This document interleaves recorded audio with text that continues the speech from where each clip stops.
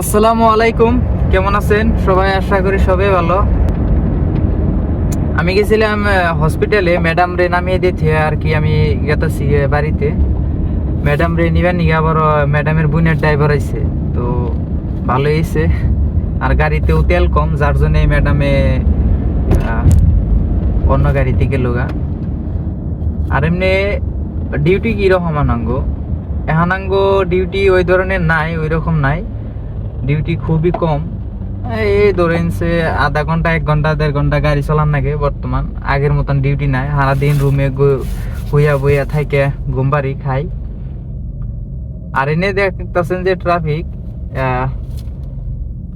এনে ক্যামেরা আছে, জায়গায় জায়গায় ক্যামেরা আছে, মানে উপরে খোঁড়া আছে, যে খোঁড়ার মধ্যে ক্যামেরা আছে। আমি শর্ট ভিডিও তাকে দিছি, দেখাইছি যে এনে ক্যামেরা আছে।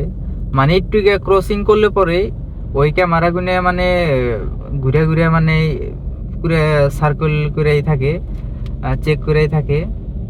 আর নগে নগে ফটো মারবো, ফটো মারা ওই ক্যামেরা থেকে ফটো মারবো, ফটো মারি নিয়ে নগে নগে ওই নাম্বারে ফাইন কেটে দিব। ফাইনও মেলা, এই জন্য এনার দেশে গাড়ি চালানটা ওইটিকে খুবই জুলুম জুলুম। মানে রুলস গুনে মানো নাকবো, কথা একটাই যে রুলস মানো নাকবো। আঙ্গুইন্দে যেভাবে গাউজারি করে গাড়ি চলায়, এই দেশে কামো না। এই দেশে গাউজারি করে গাড়ি চলাবার গেলে মোটামুটি 5,000 10,000 টাকা করে এই দেশের স্যালারি বানাক। 5,000 10,000 করে কইতে দিন আর কামান না করতে, সে না গাউজারি করে গাড়ি চলে হবো। তার মানে যত যার মানে গাউজারি চলানি গাড়ি দেখবো, তারে তত বেশি ফাইন মারবো, এই ধরনের এইটা। তারপরে যে পুলিশ গজে 10-20 টাকা দিয়ে যে মানে যে 1 টাকা 2 টাকা আঙ্গুইন দিয়ে যেমনি 100 টাকা 500 টাকা দিয়ে যে ম্যাটারটা ক্লোজ করে, ওই ধরনের এনে কোনো সিস্টেম নাই। ডাইরেক্ট ফটো মারলো মানে শেষ, রেজাল্ট শেষ। ওর মধ্যে কোনো আবেগও নাই, কোনো কোনো কাহানি খাটবো না, তার মানে এইরকম। আর এই ধরনের পুলিশ, এনেকার পুলিশে ডিউটি মানে ডিউটি করে, কোনো অগ্রম বগ্রম ফাংফুং নাই, ডিউটির উপরে পুরো ফোকাস। কামেরও খুব যা দেখলাম, কামেরও খুব মর্যাদা দেয়, ইমানদারিতে কাম করে, এটাই ভালো লাগছে আর কি।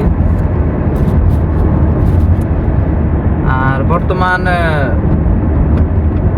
সিচুয়েশনটা কেমনে? সিচুয়েশনটা তো মোটামুটি ঠিকই আছে, এখন নর্মাল আগের মতন।